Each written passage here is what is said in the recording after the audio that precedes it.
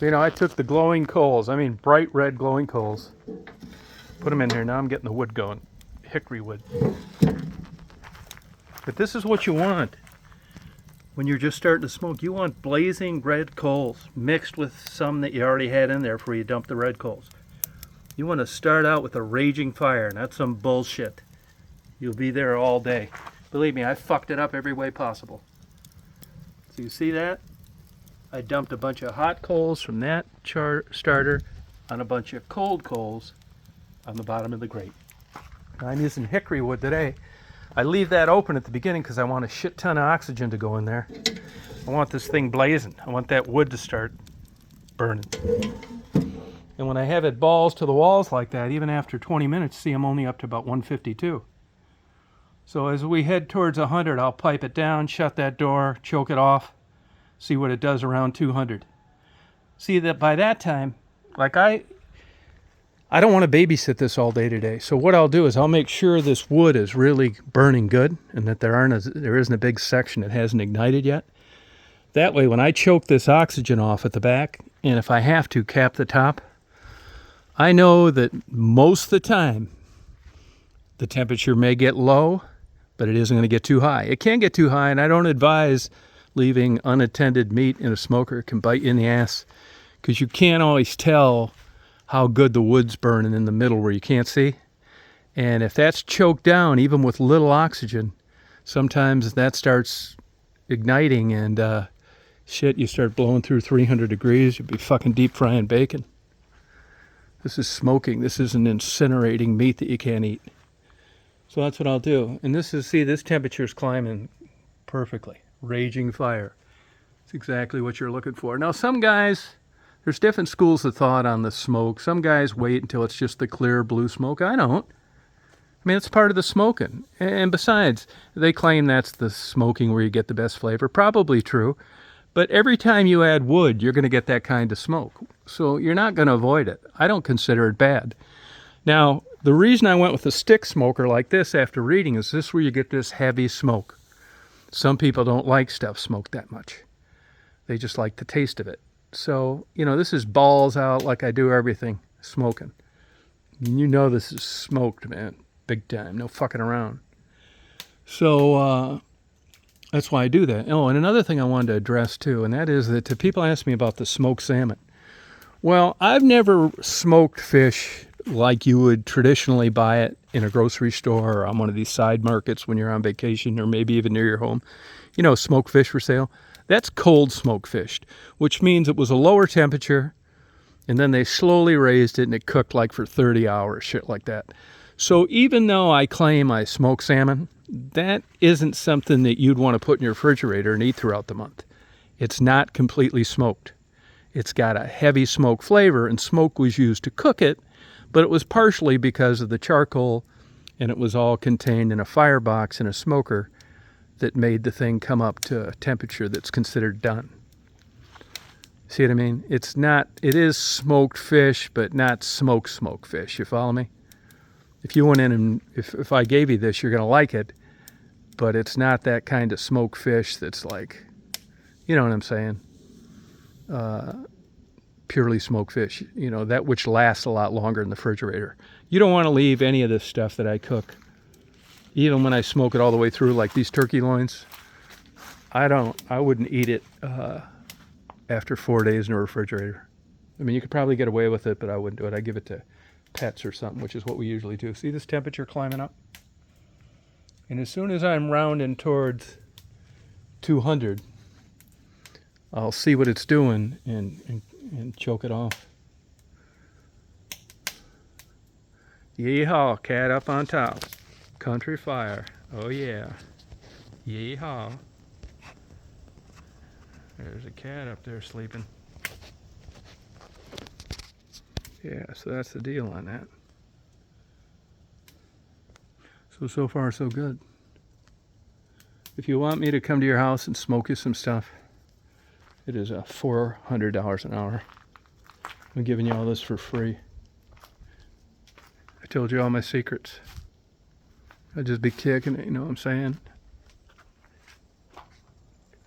This is so easy, it's ridiculous, man. Smoking food is so easy. I see all these people that buy all these smokers and shit. They think it's like really hard. And I did fuck all mine up at the beginning. I'll tell you why, because I didn't have a digital thermometer. And it's just unbelievable. You could be out in front of a smoker like this with brisket, and after 12 hours it wouldn't be done. Or you blew through between 140 and 180 degrees too quick and it was tough. Boy, if you don't think you like to read how to cook, man, wait till you fuck up a couple 20-pound briskets. Goddamn vultures wouldn't eat them. And then you figure out, or you'll go to a place. You know, when I was out in Texas or whenever I'm placed and a place got a good barbecue thing, I go check it out. I want to know how this shit tastes so good. Mine sucks. Well, now mine's good too. Just follow the directions. It's easy. Any dumbass can smoke. I've proven it. If you want to be a grand champ, gain some weight, pull a front tooth out, burp, have food stains on your shirt, and quit your job. And behind on your child support, you could be grand champ. I knew when I saw a couple of them interviewed that I could compete. See, so we're coming up to 200 right here. That's the magic number. So I will shut this down now, but I'll leave this open.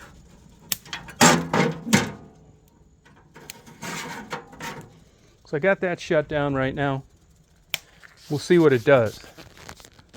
Now, if it's still heading towards 225 real quick, I'll cap it off in the top and watch it. You see, there's this, which I will close off.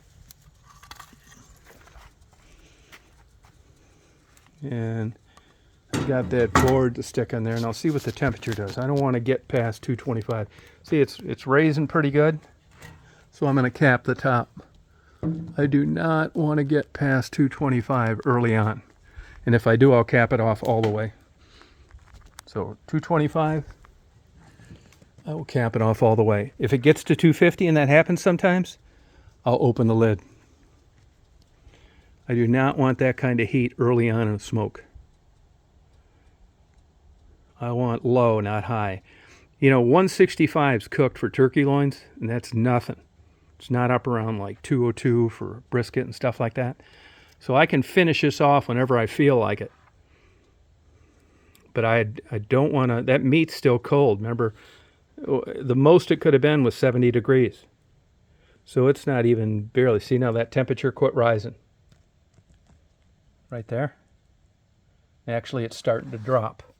So I've cut all the oxygen off and I hadn't let it escape, and that's why they have fire doors on buildings. You want to kill that oxygen supply. So I'm losing temperature now. I'll uncap the top and watch the needle.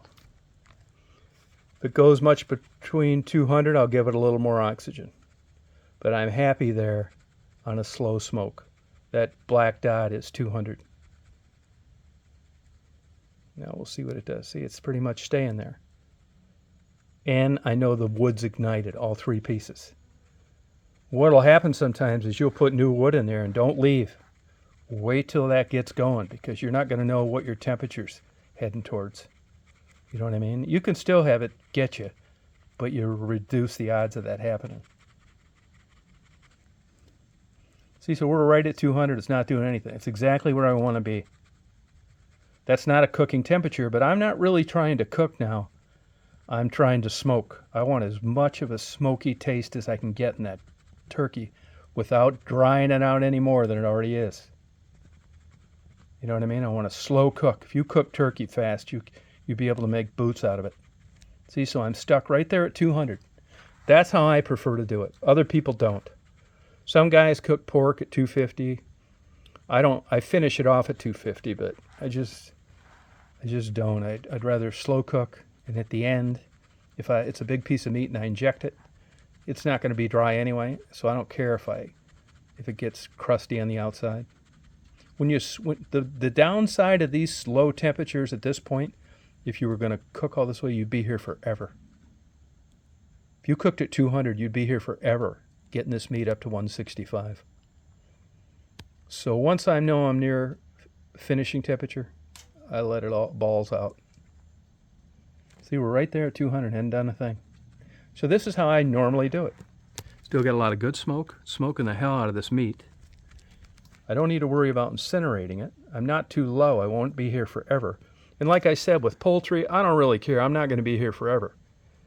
I want at least 2 hours to go by, smoking the hell out of that, even though it's nowhere near done. And then after that, I pull out all the stops. Look at the fire here, just for the hell of it. All 3 logs on fire. Firebox choked off. Now say I get a phone call, or say I watch Pornhub for a half hour, and I come back here and it's down to 160. So what? I don't care. I don't care what it's down to. Now if I come back and it's up to 350, I'm pissed. I fucked this up. But the likelihood of that is pretty low. So I come back, it's 160. I don't really care, because I'm just getting as much smoke into that meat as I can. I'll bring it up, I'll temp check it. I'll throw another log on, bring the temperature up high as it heads past 225. Open the lid, spritz it, take a temps check, see where I'm at. And most of the time I'm like around 150. I'm in 15 degrees from finished. So at that time it's balls out. I open up everything. I don't care what the heat is. I know it's moist inside because I've spritzed it and soaked it in butter. And I just incinerate that thing. I turn it into a jet engine for the last 15 degrees. And that's what gives you that crusty outer bark, but yet moist on the inside because you didn't do that the whole way. Rock on. It is a lot of excellent advice for free.